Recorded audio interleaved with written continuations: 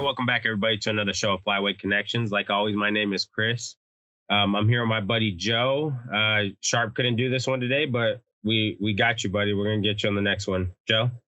Hey, how y'all doing this evening? So this is kind of a part two from our for our Watercraft episodes. First one we did was small craft, paddling type watercraft like kayaks and canoes and all that good stuff. But this is now we're getting to the fun ones, the mud and motors, the boats, the War Eagles, the Expresses, and talk about the benefits of using them, where to using them, how to use them, the type of hunting you do, and how they could affect your upcoming hunts for the next seasons. So starting this one off there, this season you purchased a new duck boat this year there, Chris. Yeah, so if y'all been keeping track of our podcast, or if you haven't heard, I actually got a War Eagle last year to hunt this past season. It did great. If you guys check out our YouTube channel or our Instagram live on Flyweight Connections podcast, you actually see my makeshift DIY blind I did, just because wife wasn't hearing me about buying a brand new pop-up blind after I just bought a boat. So yeah, it gets expensive, man. Yeah, I had kind of one of those give and take type of things, but man, I love it. Right now, season's over. So I'm just using it to fish. I've been taking it out to fish. The next thing I'm gonna do is get a trolling motor on it, and then I'll get my next purchase. If y'all didn't hear on the last podcast, with the gear that we want to get for next season is actually pop-up blind. And I fell in love when I first looked at this. I looked at the Averys, and don't get me wrong, they're all great products. But just reading the specs on these, and the one that really caught my eye was that Drake Gilly boat blind with no shadow dual action top. Man, I fell in love with it, just the versatility and how light it was. And I think what people don't understand is, I don't know, maybe it's just me, but the lighter for me, the better, and how durable it's been. I've seen reviews on it, and I've heard nothing but good things about it. So I'm excited. Yeah, if you don't mind going over some of the specs of that, the one thing I do like the feature I like of it is that you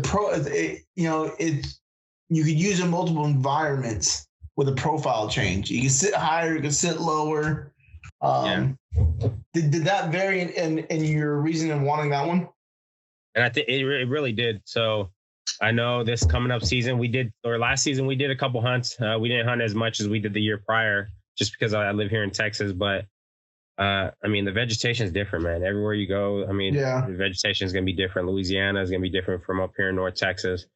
If we ever go to, northern Louisiana, it's probably going to be different from down south where you usually do most of your hunts. So I did like that I really like the versatility to it.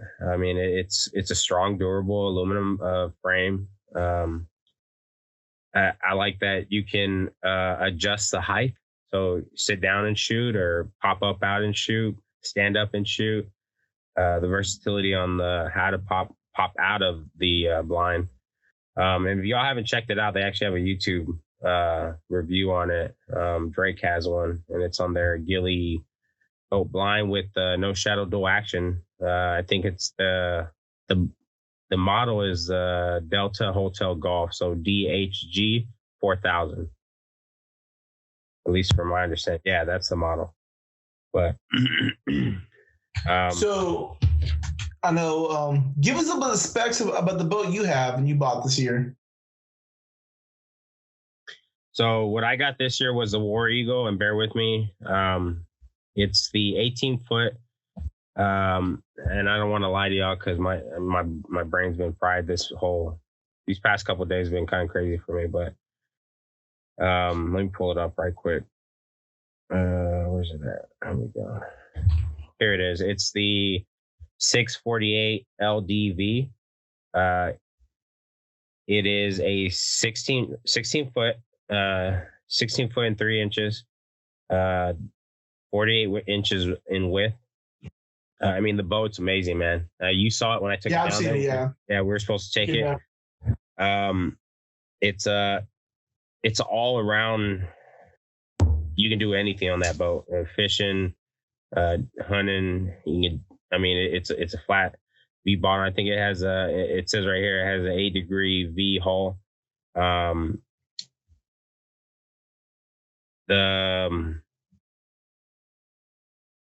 mean, so far have that. So what it came with actually. So when I got it, it came with the storage box. It's the larger storage box.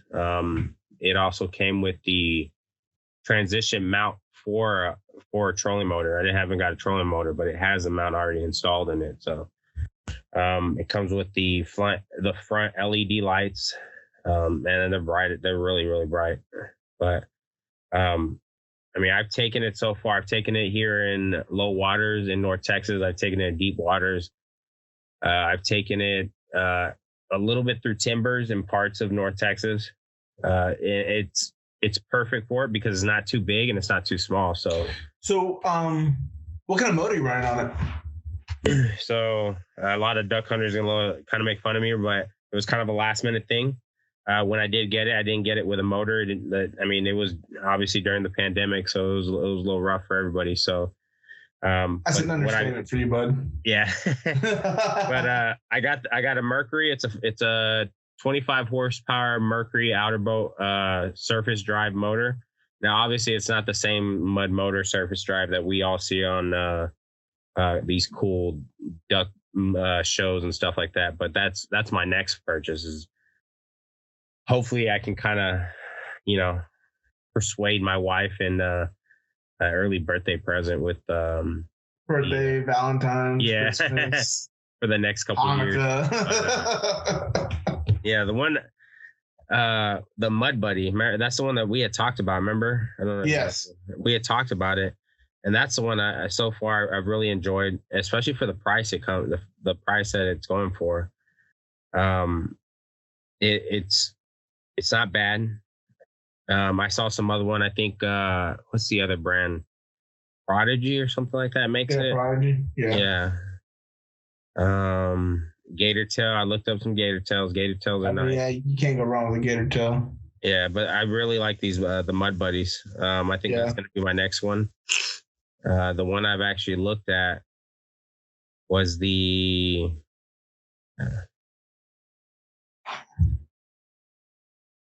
let's see it. There it is.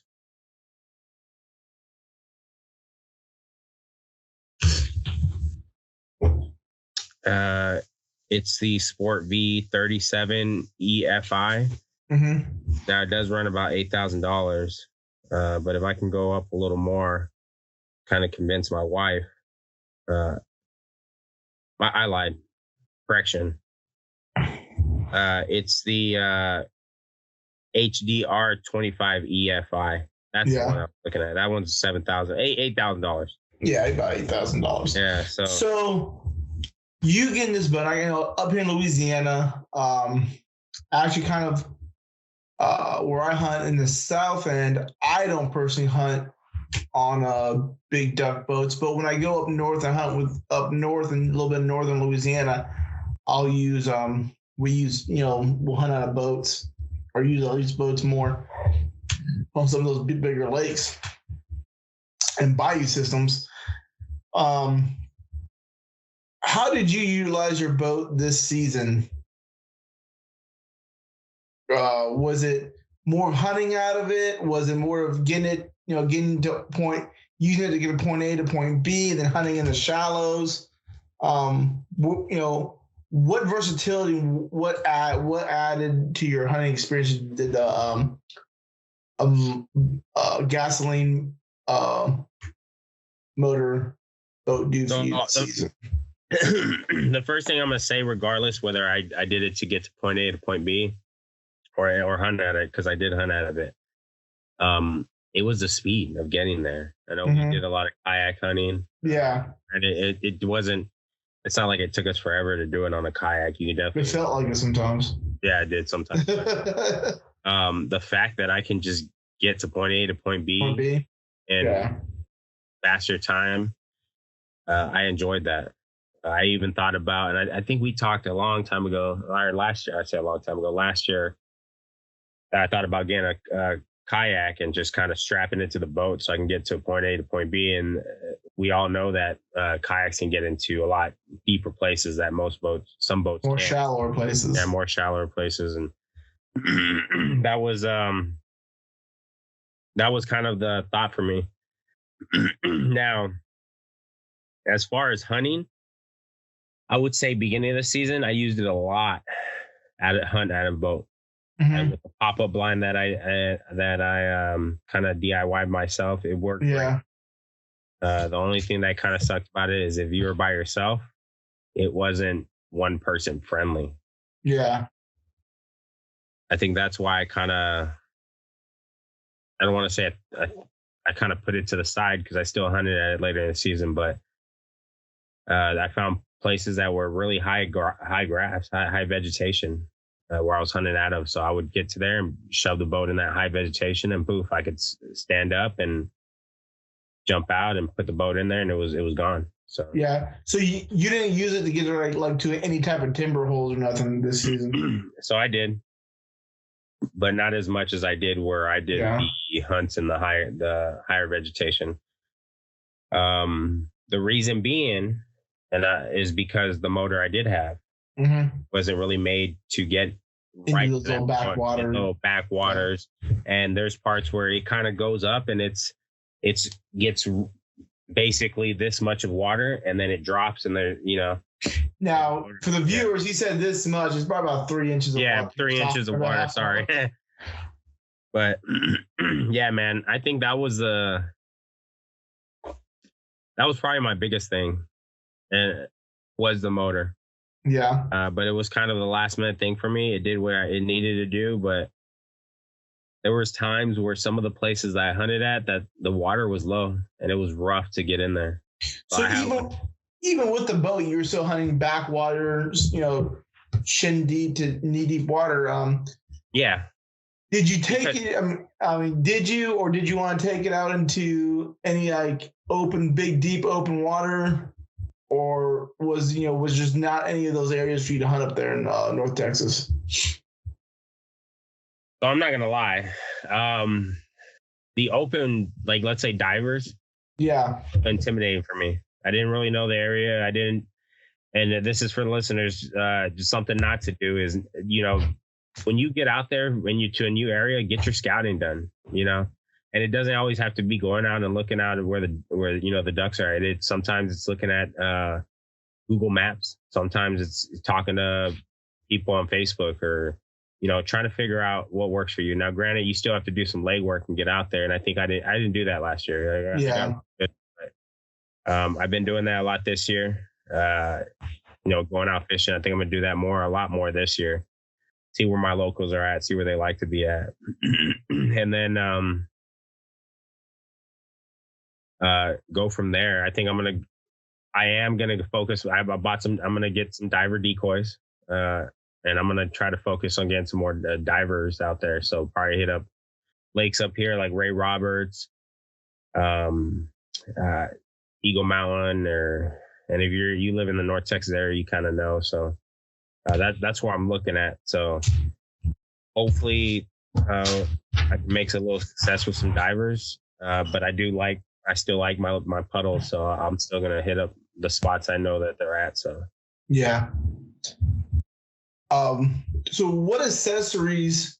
So when you go hunt the way you're hunting, and kind of like the it almost seems like I've never been up there to North Texas duck hunt with you yet, but it's kind of seems like you're hunting almost like the marshy part of the water or the lake, where it transitioned from lake into the backwater, woody, flooded timber areas. You're hunting kind of that marshy transition, swampy stuff. Correct me if I'm wrong. What was your setup, and what was your daily decoy setup, and how did you with the boat, and put it in the grass using the blind? When you were taking people and getting ready to go on a hunt, kind of for the new guys looking for the boat, and especially from you, a new duck boat guy for this season, what was the way you're setting up, and what were some of the things that you were glad you did? What were some of the things you kind of wish you didn't get or hadn't gotten, or kind of like the pros and cons of it? So when I went out there, I think the first thing is a rookie mistake. If you're getting into duck hunting, you are going to have to wake up early, and if you're going to a good spot that people use boats, the public lands. Bro, it's rough. There's guys that sleep out there. So I will say the biggest thing for me was just kind of playing. I kind of played trial and error, trying to see what, and we all know this who've duck hunted, and Joe, you know this more than anybody. Sometimes the ducks, they want to see a big spread. Sometimes they don't. It's kind of playing, and I think you kind of, especially in the area you at, because you've been there so long, you kind of can pinpoint throughout the season what they want. They want less, and that's what I kind of played with. So up here, as the season went on towards its end days, I saw what they wanted and what they didn't want. So, but I think if just being better prepared, even though, let's say I wanted to do a small spread. Now, this is one thing I will say that's great about the boat is that you can carry so much stuff on there, and really, you don't have to use it all. Just have it just in case. And that's what I liked. I had spinning wings. So I had 3 spinning wings. I had a Lucky Duck, a Mojo. I had actually 2 Mojos. I had the floater Mojo. I had some real duck motions. The oh man, my brain ain't here right now. The extreme motion, and the extreme flutter. The real decoy, and then I had a couple hardcore waterfowl decoys and some tangle frees. Yeah. Just mixing it up, see what they want, see what they like. As far as setting up people, I wish I would have explored more with my boat. And we kind of talked about this throughout the season, and this is something maybe people who are getting brand new people, because obviously your veterans going to kind of know, is it's kind of like fishing. You find a fishing hole, you want to keep going there. You find where the ducks are at. You burn it out. And that was my problem. Am I burning it out? I haven't came out in like 3 days, that spot. I'm going to go to the same spot instead of going to a new spot. Yeah. And that's, and you don't know, you hunt that public land, who else knows about that hole, or who knows about that spot? And, when I hunt public land, I figure the spot that I know about, other people know, and they're burning it out. Days I'm not there, someone's there. If I'm getting ducks there, someone else is seeing. I'm not the only sneaky ninja who's gone out, found a spot, and like keep it to myself. Yeah.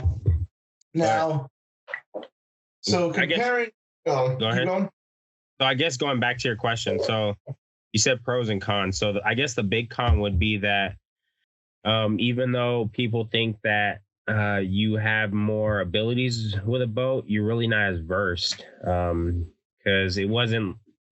I can go to an area that looked good on a map, but once I got there, my boat wasn't fit. Versus a kayak where, okay, if my kayak don't fit, but I can walk through it, I just get out and pick up my kayak and move it over. Yeah. I couldn't do that with my boat. So that's probably one con. And another con is if you're, and I know it shouldn't be one because everybody understands who have boats, but sometimes you don't want to be that guy if somebody's waiting for you and there's one rinky-dink dock that you can't really, the dock I was docking at sometimes, it didn't have, you couldn't tie off. Yeah, where you're launching boat off. Yeah, so I couldn't, where I was launching off, I couldn't tie off to anything. And if I did, somebody was already tied off there. So I had to either hurry up, get my boat, land it real quick, run to my truck, move my truck out of the way so somebody get so then the other people can come in. Now, granted, I shouldn't care, but it's just one of those things. Like, I don't want to be that guy. I get it. Yeah, nobody wants to be that guy. Yeah. And if you're there and you're not caring, you're that guy. Yeah. But I think that was a big thing, man. As far as the pros, I would say the speed. Yeah. Get into where it was funny too, because sometimes I did feel bad for the whole kayak guys, because I was one of them. Yeah. And I would go straight to where I wanted to go, and I'm passing these guys who got there way earlier than me, and I'm like, maybe in my head I'm like, oh, they're probably going where I want to go, but hey, I'm gonna get there quicker. Oh well. Yeah. I mean, that's why they call me. It is a public land grind. Public land hunting is different, and I mean, you kind of, as long as you're ethical, feelings are aside. And to be honest, like sometimes you get those moments. It's like sometimes I would stop by the kayaker. Hey man, where you going? I know you were here already. And sometimes it was just one of those mornings like, nah, I didn't get nothing yesterday. Yeah. But it is what it is. I've been there. I was a kayaker, and luckily when I'd go with you, Joe, I mean, we went to somewhere where no boats couldn't make themselves way back there. So yeah, that's what that's where I'll say that I, as a kayak duck hunter, where I definitely am going to take my kayak where I know other guys can't go, or they don't want to go. But yeah, so I don't know if I hunting down here. I mean, I hunted lots of. Growing up, I didn't really hunt in boats much. You fished a lot of them. Fished a lot of them. I fished. Yeah, I spent most of my life fishing in boats. But duck hunting, man. Yeah, duck hunting wise. Just because the marsh. Well, that's what I was I'm gonna ask you. Like, why not? Like, you guys. I know your dad is, when it comes to boats, his knowledge is up there with this. If you can ask him anything when it comes to fishing, ask him. But that's what I'm saying. Like, if you guys duck hunting, the hunting was different. Now we talked to Charlie Babrini or Barbara Babrini. I probably butcher his name, out there hunting the West Coast. He hunts a lot of those divers and the sea ducks. Growing up, we didn't do that. I mean, my dad kind of, he was kind of a duck snob. In turn, he hunted puddle ducks. The only diver duck he would shoot would be a canvasback. If it was a ringneck or a bluebill, I mean, he'd have to even a spoon-nose shoveler. He's gonna let those fly by, do what you want. He wanted the pintails, the widgeons, the teal, the mallards, those type of birds, the gadwalls. Get a canvasback is always a bonus. So in California, most of our marshes you can walk. You can walk into them. They're only waist knee deep. Yeah. So and then there's always levee roads to get to where you want to go. Sometimes we'd have a small John boat that we kind of use more as a sled, and we'd fill it up and pull it in the water. And then I hunted a lot of rice fields. I mean, I grew up in the rice fields hunting. So I hunted a lot more in the boats when I got to when I started hunting North Carolina a lot. Now I wasn't hunting the coast very much, but I'd hunt the lakes and a lot of the little backwater beaver sloughs. And we used mostly then was John boats, and we used some duck, the flat bottom duck boats with mud motors. But really where I was doing, the hunting I was doing, those boats got us from point A to point B in the nice shallow backwater beaver sloughs. And we were hunting, tucked in behind trees, hunting, the wood ducks and the puddle ducks. Mainly wood ducks, gadwalls, stuff like that. Occasional California? No, this was in North Carolina. Oh, okay, North Carolina. And occasional black ducks. So, we would get in the boats, these flat bottom boats, and we'd haul out there, and we'd use them in the backwater.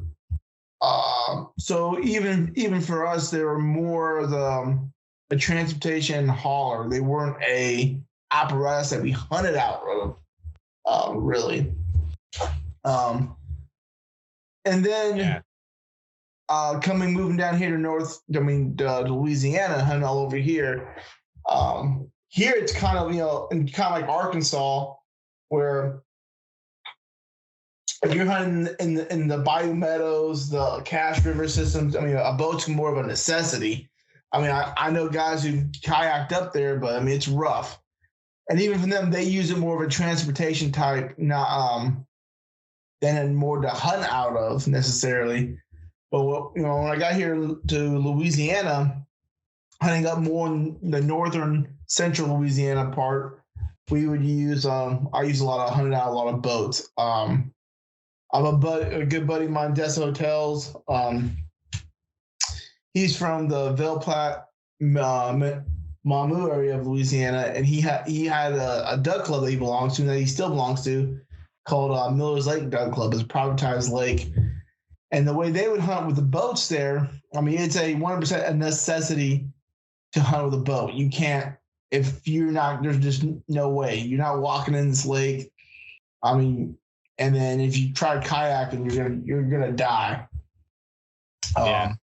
It just wasn't able.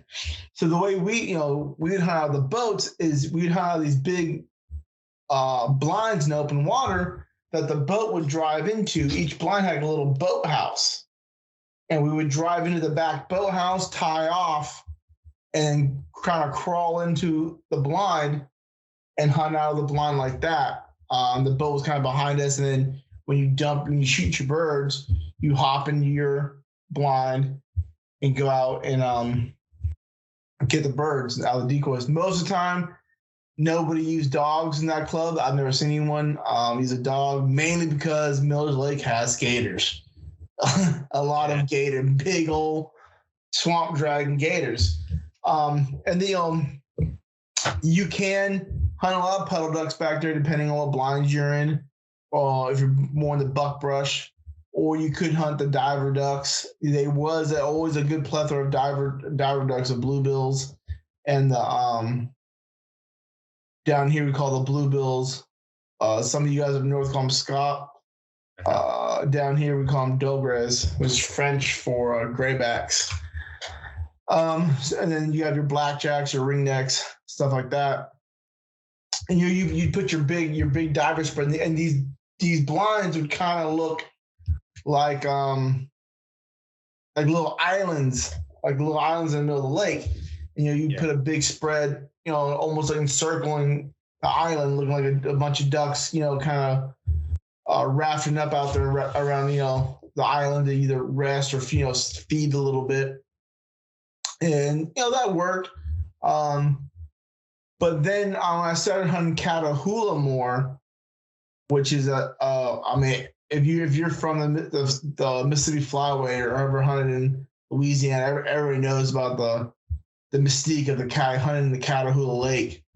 Catahoula Lake, we use these things called slip blinds.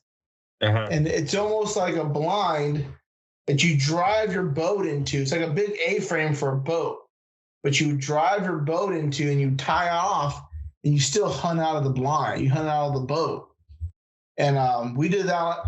When I hunt Catahoula a lot, and you see guys using those, they're mainly hunting diver ducks.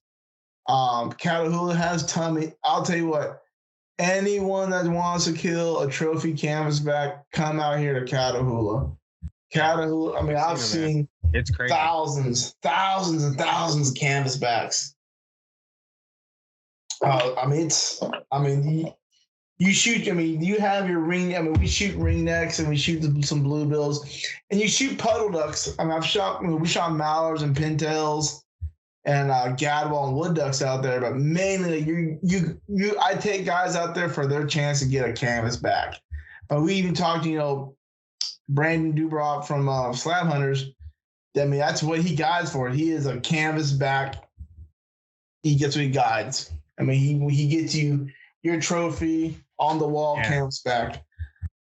So those slip blinds, they were kind of different. And we would use your traditional XLs or your express duck boats, and you kind of hunt into the slip line. I think I might try to find you a picture of it and send you so you can put it on our social media, how these blinds work. But yeah, those were pretty cool. And I think that was probably the most convenient way to use a boat, hunting out of a boat for up down here in Louisiana. Because you're already in the boat, you shoot your ducks, you just untie, back out, get to whatever birds you want, and then come right back in, slip in, tie in, and you're hunting again. You're not getting in and out of a blind or nothing like that. So the boats that you've been on, you talked a little bit about. What boats have you actually got to experience yourself personally, as far as when it comes to duck hunting? Obviously, I know. So a lot of John boats. I've hunted out of Excels. I've hunted out of War Eagles. Excels, War Eagles, and some Expresses. Some of those Bass Tracker Grizzlies. I like them. What would you say you like as far as when it comes to what seem the convenient, I don't want to say the best, or even the best to you in your opinion? So I'm gonna say they're kind of, I like them all. So me and a good buddy of mine, we talk about camo a lot, where I don't have, you have some guys that are like, I love mossy oak, and other guys are like, I really, I'm team real tree, and I think mossy oak sucks, or I'm kind of where I'm wearing real timber right now, a sweater. Yeah. And I like shadowgrass from mossy oak. Uh-huh. I like, Max 5. So I'm not, I'm like Optifades, probably the only thing that hasn't grown on me yet. But so I'm kind of the same with the boats. They're all very similar. It's small nuances that separate them. That, to me, if you're like, hey man, I'm gonna give you any of these boats for free, I'm gonna take them. I'm gonna take them. Some kind of have more features, but with duck boats, man, in the last 5-10 years, they're kind of like plug and play. They're like Legos. You kind of can build whatever package you want. Yeah. Obviously, I would probably say for more versatility of the package deal, an Excel, an Express, or a War Eagle is a good option because there's more companies making things for them. And more accessory. And they come with bigger accessory packages. Where when you look at like a Bass Tracker Grizzly and their duck boats, where they might not have as many of the bells and whistles, but at the end of the day, bare bones, it's the same. They're the same, and you're utilizing them the same. It's just, really, I guess it's a shooter's preference, boat owner's preference. I would say preference. They're after getting a boat, man, and I think it's other people who've gotten boats. They can kind of see little things that might make it, oh man, that's actually smart. For instance, I think it's the XLs. They have that big step in the back. Yeah. And that. But then you can go buy for the War, you can just go buy the bubble step. So yeah, and that's what I bought. I got. Don't get me wrong. I love my War Eagle. I love it. But I think that's something like, I had to buy nothing wrong with the bubble step. That just made me a lot more excited because then I could buy more cool stuff for my boat. So it's kind of like little things like that. They're not deal breakers. Yeah, they're not deal breakers. Duck boats remind me a lot of bass boats. To be honest, they're all the same. Yeah, they're like bass boats. They're the same. Yeah, they are. I will say, so for mine, I got the Bubba Step and I got the timber straps. And man, I love those timber straps. I will say this, and I'm telling you that I really enjoy those timber straps. I think that changes changes the way you can hunt. Yeah. I really love those. And it's just basically, it's like rugged, rigid teeth that latch on kind of on the boat, kind of like, I guess, anchor point wood or something like that. Yeah. I mean, almost like a timber strap that I used for my duck blind. I mean, for my blind bag and all my, you see the timber straps I use. Yeah, it almost works exactly the same. You know what it reminds me of? For all my deer hunters, it's the climb stand. It has the same rigged, like climb stand, rigged teeth like the climb stand. And man, I love that thing. I just strap onto some flooded timber and pop up the blind, and I'm good. I'm just sitting there. I don't have to put an anchor. It's not floating away. It's not moving a lot. It really doesn't move at all. And then I have two of them. So if I can get two really good flooded trees next to each other, I strap to both of them, one on each end. So I'll put one towards a little bit more towards the front and one towards the back, and I just strap onto those the timber. And man, it doesn't move. It's great. I don't have to worry about the boat moving and somebody falling and shooting or something. So that's something I do love. I love the accessories. Now, granted, with smaller watercrafts, I mean, there's a lot of accessories you can get with them, but it just makes life easier. So. Yeah. I'll tell you, I'm kind of weird. Like the one thing I love about like I said, I love hunting out of a pit blind. Hunting out of pit blind is my favorite. Then hunting in the marsh in the A-frame blind style, I like also. Open water lake hunting, I'll do it. I hunt it. I like it, but it's not I won't say it's not my favorite. But when you're hunting in that backwater timber, especially like knee-deep water that you can stand in a tree, I don't know what it is, but my favorite accessory piece of equipment is a timber strap. Being able to hang all my stuff and on that tree, kind of like my own little office space, my duck hunting office space. And there's so much like Dr. Duck and all those guys, they have like their duck locker where their bag hangs up and it zips open. I mean, it's kind of like. So if people, and I think people, if y'all been keeping up with our podcast, you kind of heard like where I prefer to hunt out of, and it is out of the timber. And I'm like you, man. It's something about being back in flooded timber, and to me, it's just. I don't know, man. Honestly, it's almost like you're not fighting with a lot more people out there than more of like you're open. I mean, I guess for the area where we got, it was kind of hard for people to get out there. But I mean, there was kayakers, there was guys, but nobody. That area we got lucky. I got kind of grandfathered in with some people that showed me there, and then they moved away, and locals knew, but like. Where it was kind of like, hey, man, we know you were hunting back there. You've been there for a while. Don't hunt this area. We'll kind of leave you alone for those. I like my 2-3 holes that I can go to. I mean, think about it. We only seen one other person back there. And then when we bumped into each other, I mean, we recognized him. He was a local boy that I knew. And we're like, oh, yeah, whatever. I know what holes you're hunting. You know what hole I'm hunting. So we'll leave it at that. But, I mean, Yeah.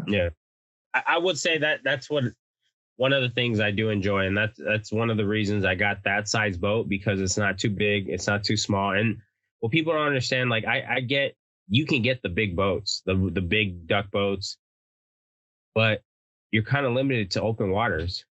Yeah. When it comes to a little bit smaller, like the War Eagle I got, it's still narrow enough to fit through areas. And it's not like it's obviously it's heavy with the motor, but I've dragged it in the water. Yeah, I've moved it. So like, you were talking about guys with bigger boats, and we talked to Jeff Coates of Pit Boss. Pit Boss, yeah, and he has a nice one. Yeah, he has the biggest duck boat ever made. Yeah. If y'all haven't seen him, check him out on his Instagram. On the market. Pit Boss, yeah. But those bigger boats are kind of more what we used to say in the military, mission specific. They're there for the big diver sea duck stuff. Now, with you being up there north, and you were saying you were kind of intimidated to get into the diver scene, and I mean, we've all been there. Even sometimes me, I've been hunting since I was a kid. But even going to new states, you kind of get a little intimidated. or intimidated, frustrated, or trying to find new areas. Yeah.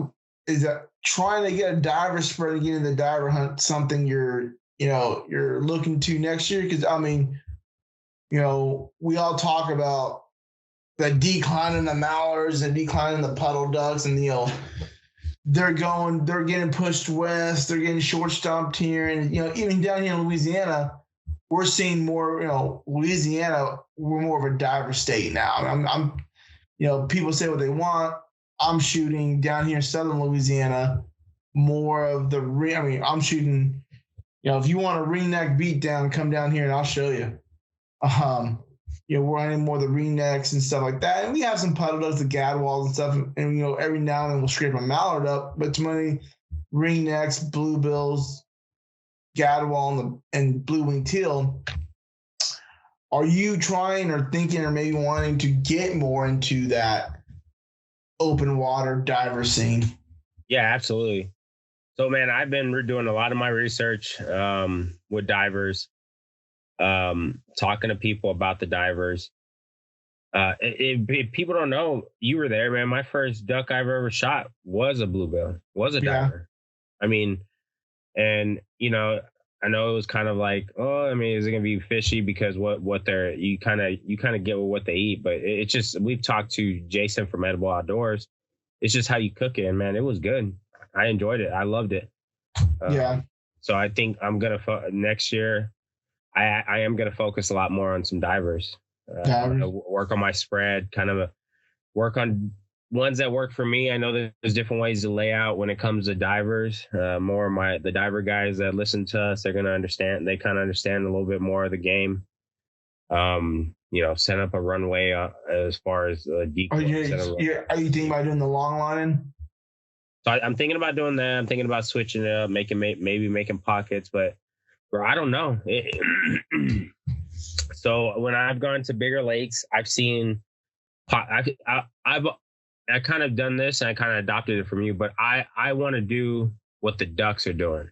Yeah. I don't want to make it where it looks unusual. So for instance, I've gone to a big lake called Ray Roberts up here in North Texas, and the way they set up, a lot of it, it's just pockets. It's just pockets here. It's a big raft of ducks. Yeah, just a pocket, just a raft. There you go, like a raft. It's just pockets. I'm like, do I really want to do that runway? Are they gonna, I'm sure that works somewhere else, but maybe it won't. Maybe it doesn't, talking to a lot of diver hunters and using the, long lines, and kind of when we talked to Brett Mason from Moisture Creek, those runways, to be using those big long lines, they're more of an illusion. Where when the birds are moving how low they're moving to the water, the way the ducks are flying, they don't see them as rows like we see them. They're so low to the water that it looks like they're kind of rafted up in that straight line type of deal. Yeah. I think I'm gonna. I still think I'm gonna do that. I'm gonna do. It kind of look and you probably know more than I do, but it looked like a checkerboard of pockets. Oh, what was that thing called? It was called the something mat. I know what you're talking about. Yeah, it's crazy. It looks like a checkerboard. Yeah, you just pop the ducks and the decoys into. Yeah. Oh, what was that called? It was called something mat. Like a decoy mat. Or a raft. It was something raft. Yeah, was it something raft? Yeah. Yeah, I actually did like that. Yeah. And it makes, when you're doing something like that, it kind of makes the decoy set up quick. So I actually looked up a video, and y'all can look it up on YouTube because everybody's doing all kinds of stuff. And then whenever we do stuff, it's just kind of something that we just do to our field. But there was a gentleman who made one of those rafts out of the Home Depot plastic mesh fence, like those chicken wire, kind of like a chicken wire, but it's that green mesh. Yeah, and all they did is they what I used on my Yeah, and they just put kind of they just put the decoys on it with weights, and it just kind of, they had like monofilament line, I think monofilament fishing line that is strapped onto their boat. It's pretty was crazy. It looked, I mean, it worked too. It was the raft wasn't floating away from them. So, I mean, I like that. I thought it was cool. But that's something I'm gonna play with next year. I'm gonna do a little bit more scouting on the open waters and see what those divers are doing. Oh, I found it. What is it? It is called. I was loading up the Decoy Raft Waterfowl Platform. It's $250. Yeah.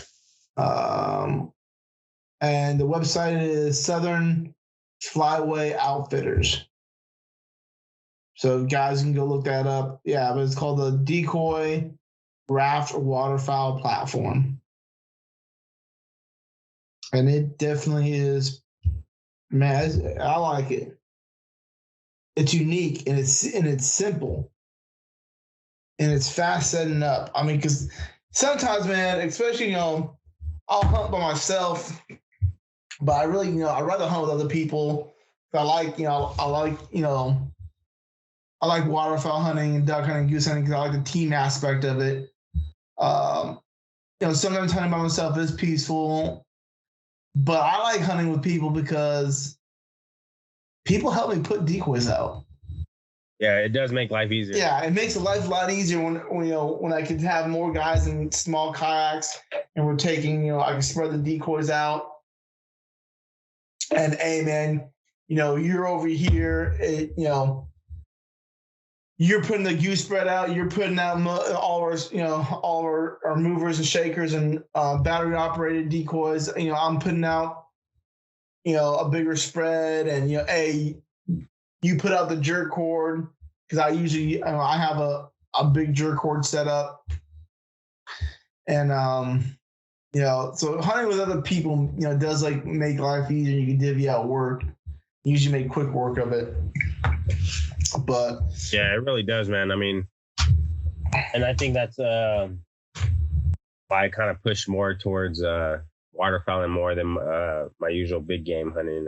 Yeah. I do like the I can't even talk right now. Camaraderie. I'm gonna let you go with this one. Help me out, bro. Man, I'm getting tongue twister. Yeah, I know what you're saying. But yeah, I like the teamwork. I like I mean, it's fun too. I mean, we all enjoy the whole little knocking on each other every now and then. So yeah. It's fun, and then it's also good to get out and after the hunt get some Darryls. So yeah, some dang them Darryls. Yeah. The last time I had Darryls was Jesse. Darryls. If anybody from Darryls is hearing this, look, man, we don't want sponsorship. We don't want nothing. Give me a pour bowl. Yeah, I'll franchise. I just want one pour bowl. That's it, man. All of them. Like, man. Like if they franchise out, like, bro. McDonald's are going out of business. Yeah. Jack and the Cracker gone. Oh man. Well, but no, this was a good episode. Yeah, it was fun, man. So I mean, I think before we end, I think we kind of hit the big majority of the big points. If anybody who's listening to this, if y'all have any questions, I mean, please reach out to us on social media. You can hit us up on our website, flywayconnections.com, and ask questions. I mean, I'd be more than happy to send you pictures of the boat, what it runs, what the specs are, what I feel about it. I mean, I'll send you whatever you want about it. I know Joe would do anything about his kayak. Yeah. Because we've all been there. We've all understood, like, do I want to buy this? I've never tried it. And it's all about trying. And that's why I'm a big advocate of events like that, like Ducks Unlimited holds. I think Dive Bomber is doing one. Yeah, Dive Bomb. Yeah, the real decoys doing one in Wisconsin. Yeah, and any outdoor expo, go there and try the stuff out. Yeah, they are a money grabber, and people, you do go there and you spend money, and yeah, but look at it. You can see the stuff firsthand. Like, yeah, For instance, shotguns. I know I went to the DU event down here in Texas Motor Speedway last year. The new one's coming up actually next month. That's how I got my shotgun. Is I got to shoot a Stoker. I got to shoot different shotguns. But for the time I was at, yeah, bro, I wish I had. You get an A5, the new maybe I'm saying it right, Ray Tays. Those are nice. Yeah. Yeah. If I'm saying it wrong, please correct me. Somebody on social media. It's a Turkish shotgun. Kind of hard to see. I shot the Brownies. I shot the Benellis. I mean, man, it was fun. But for the budget I was at after buying the boat, I had a, and we have a show about the shotgun, so y'all check it out. And we have Instagram live. Yeah, we have some Instagram, and we still got to do our after action review on our shotguns for this last season. It was a bunch of us had brand new shotguns this season. Joe Myers, big shout out to him. I know you listen, bud. Can't wait to have you on the show again. Your spot's right here. For guys, if people don't know, he's moving back to the West Coast to go hunting on that Pacific Flyway. He had fun out here in the Central Flyway, but sometimes you gotta chase some West Coast birds. Yeah, man. But yeah, you got anything before we end it, man? No, man. I just another good show. Hope this is definitely the information is what helping you guys out, especially you guys are getting ready to make big purchases for this upcoming season. I know I am. I've already got for the last year when we take my Drake waders came in the mail the next day. I tried them on, and I fell in love with them. There's gear out there, ladies and gentlemen. Yeah, if y'all have questions about gear, reach out to us. We'll kind of. If we haven't had it, we know somebody who's using it. Yeah, who's using it right now. Definitely know somebody who's using it. Yeah. So, but reach out. Let us know what you think and what kind of shows you want on next, and even who do you want on next. Big names or not. If you want to be on the show, hit us up. If you're interesting and not a weirdo, we'll put you on. We love talking. This is the time of year where it really gets me, where I just want to talk duck hunting and waterfowling. Yeah. Turkey season's coming up. Today I took my kids. My kids have got new chokes for their shotgun. They had new turkey chokes. So I took them to go pattern their shotguns. And, this off season is always a good time to do new things and try new things or work on some of the old things to really make this upcoming season better and more plentiful for this upcoming waterfowl season. Just getting reps on your shotgun, man. It's a real thing. Like people, it's a scattered weapon or whatever. But okay, cool, man. I've seen the best shot guys miss on duck. So yes, you see dudes whiff. It's all about patterning. Yeah. You can't just pattern your shotgun and put it away. Now you patterned. Now you found out what choke you like and what. Now, get to the range and go shoot a moving flying target. Get humbled a little bit. Yeah, man. But I guess if that's all, you guys. I guess on that, like always, y'all have a good one. I want to thank Val and Honor Outdoors for what they do for our service members and first responders. Everybody that supported us so far in this ride, The Real Decoy, check them out. They got Goose Decoys. The Real Goose Decoys, The Real Decoy, check them out. They got really good product. Everybody we've had on the show, Bill Daniels. I just want to give a shout out to everybody who's been on this. Wrestling Custom Calls. And that's the thing. If you're looking for, right now is a good time. Hey, if you want a duck call, go to RM. Call RMC Custom Calls on the internet, on the interwebs, and get yourself a call and practice that call. Barney, look him up. I'll tell you right now, I can say he's making one of the best duck calls in the market. If you're a speckled-bellied goose hunter, go to Rice and Custom Calls. Talk to Bill Daniels, great guy. I'll tell you this: that's one call that I and if anyone knows me, you ask him. Ask Chris. I don't vouch for much, for many people or many products in this industry. And those are two guys and two call companies right now that I'm vouching for and saying, hey, there is a small dent of webbed feet creatures that fell trickeries to those products, and people put more birds on their strap because of those products. Yeah, and I mean, check them out. We've used a lot of these products. I mean, Joe uses a lot of Tango Free. He has partnerships with them. I've used their stuff. I've used Hardcore Decoy. So if you have questions about any of these, the guys at Real Geese with the silhouettes, man, I do enjoy them. And the guys are stand-up guys. That's what got me is, you know, you can tell them how it is, and they take it, and, you know, well, let's do this for you. They're always down. They're always there to communicate with you and try to progress. And that's the kind of people we want around us. The guy, all the people at the Real Decoy and their products with the motion decoys. Check them out. Check out their website. I mean, we've tried their products. We reviewed their products and we enjoy it. So our waders, I know Joe just got his. He talked a little bit about his, and we'll talk a little bit more about it. And we'll get more in depth about it, shotguns and stuff. So we're not afraid to say what we feel about it. I know Joe's definitely not afraid to say what he feels about the product. So, I mean, you're going to get what's real. So if you have any questions about products, just reach out to us, and we'll be blunt with you, and we'll give you the God honest truth. And these products that we worked with, we work with them for a reason. So check all the guys out we just gave a shout out to. And like always, y'all have a good one, and let Valor not fail.